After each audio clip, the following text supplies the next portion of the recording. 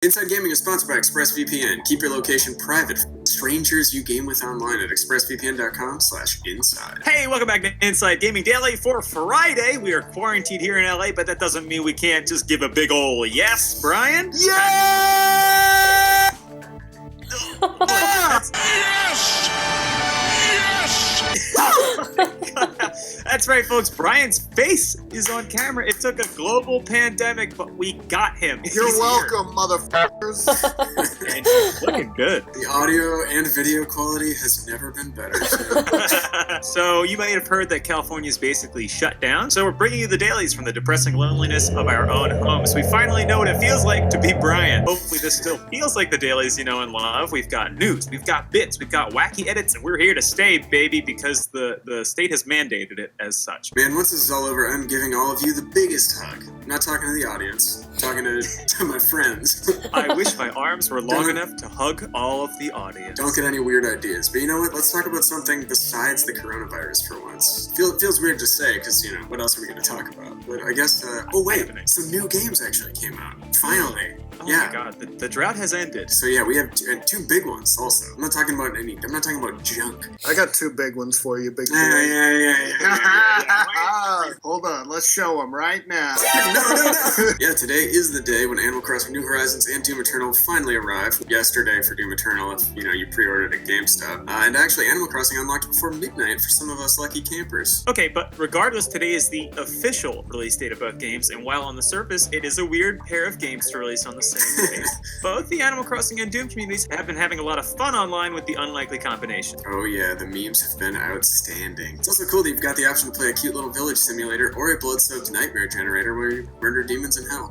It's Brian, the you yin and yang of video game releases. Perfect for these trying times, right, Brian? Yeah, it's a little Animal Crossing when you need comfort, a little Doom when you just want to go absolutely bat on your 5th consecutive day in the same clothes. So just go Well, you full get to do that dad all the rage time. on them. Yeah, that's Great you're in my news. world now, baby, all quarantined. You only adopted the quarantine. I was born into it, molded by it.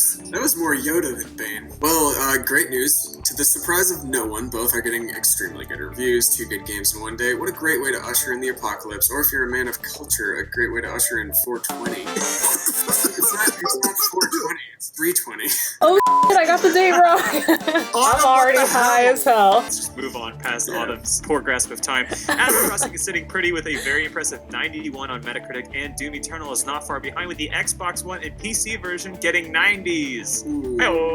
nice. Yeah. Let's start with Doom Eternal first. It's the only one I've played so far. But just like the rebooted Doom in 2016, reviewers loved the fast-paced combat that rewards aggression. IGN reviewers called it one of the best first-person shooter campaigns I have played in years. They added, "This excellent refinement of the already outstanding 2016 reboot makes you an unspoken deal. If you can keep up with it, it will keep up with you. Continually teaches you how to play faster, smarter, and more efficiently, with lots of options at every step of the way to tailor fights to your preferred slaying style. It is an absolute blast along the way." My name is Taylor Fights. Way to nerd up Doom, IGN. Doom is for jocks. The cool dudes like us. Yeah, more than one reviewer said that in these troubled times, you know what, it's just nice to be able to focus on blowing the crap out of stuff. The Guardian over there in the UK gave it a perfect score, saying every design detail serves to propel the player forward with as little friction as possible, with enough surprises and twists to prevent the formula becoming stale. It's a real delight to be the Doomslayer, to put everything else aside and focus on just the problem in front of you, especially if that problem is a swarm of angry demons. There are also some improvements from the original, with of course more weapons and ways to maim your opponents. I'm assuming original means 2016, although probably an improvement over the original.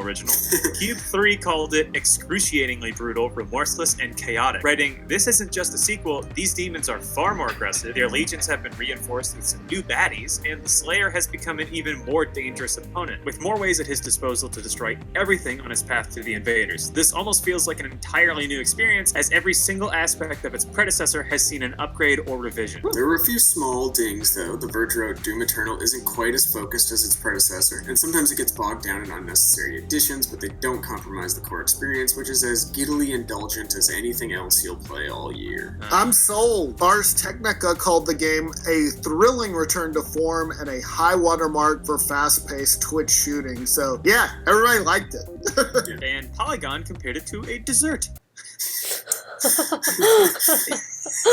And that's it. Meaning that it's something you should savor. They wrote, when you have the rare moment between feeding one demon its own heart, breaking another demon's arm, and hammering the freshly protruding bone through the demon's skull, take a breath to admire the engineering and artistry that makes your actions possible. How the world encourages playful movement, how the specific design of an arena and the placement of each enemy invites you to chain your violence in one ecstatic flourish. So you know they were proud of that. They were proud of that sentence. Absolutely. That immediately went into the resume. Yeah, I write about video games, but I'm also... Oh, Brian, you cut out that. Yeah, I write about video games, but I'm also working too. It cut out again. Yeah. Yeah, I write about video games, but I'm also working... Again. This has to stay in now. Novel. They're working on a novel too. That's it. It's not that great. It's not worth it. Okay, so that's Doom Eternal. Now on to the second part of this doubleheader, Animal Crossing New Horizons, which we'll get to in a second. But first up, we got an ad, baby. Thank you to Upstart for sponsoring today's episode. Today's episode of Inside Gaming Daily is brought to you by Upstart. Upstart goes beyond the traditional credit score when assessing your credit worthiness. They reward you based on your education and job history in the form of a smarter interest rate. Upstart believes that you are more than just your credit score. They believe in you, and they understand that. They make it fast, simple, and easy to check your rate. Since it's just a soft pull, it won't affect your credit score. The hard pull happens if you accept the rate. And the best part about Upstart is once the loan is approved and accepted, most people get their funds the very next business day, the next day. 400,000 people have used Upstart to pay off credit card debt by consolidating everything into one monthly payment with Upstart. So you can see why Upstart is top ranked in their category with over 300 businesses on Trustpilot. And go over to upstart.com/inside to find out how low your Upstart rate is. Checking your rate only takes a few minutes. So thank you to Upstart for sponsoring this show. Go to upstart.com/inside to find out how low your Upstart rate is. Thank you, Upstart. Alright, let's get into that juicy If you've played an Animal Crossing game before, you know what you're getting into. If you're a fan, you've probably already downloaded it and are playing it as we speak. And critics love the latest installment of the franchise since New Leaf on 3DS and praise the new additions to the game. Yeah, it's got more customization than ever. It also has a crafting system while keeping all the stuff that you love about the franchise. One big difference in New Horizons, you're not moving into an already built town like in previous Animal Crossing games. This time you're showing up at a deserted island, well, reasonably deserted. Tom Nook himself is working out of a tent because he's roughing it, baby. You thought you could escape the housing crisis? No. Nintendo is keeping you grounded and aware. Yeah, it's up to you and your villager buddies to make that island a home. Or not. It's Animal Crossing. You can do whatever you want. Mashable called it relaxing and soothing. That's its strong suit, and it nails it completely, making it easy to sink hours and hours into in a single day. It is without a doubt the best entry in the series yet. Yeah, more than one reviewer felt like it was a high watermark for the franchise and a welcome break from all the stresses of normal life. This is not normal life. What are you talking about? Yeah, Eurogamer called it, quote, probably the best this series has ever had to offer, and wrote, it presents a world absurd in its mundanity, yet shot through with magic, offering an escapism that's reassuringly dependable. I just hope you weren't planning on playing anything else this year. Damn, that sounds like a challenge, Eurogamer. Are these people hoping that blurbs start getting put on game cases?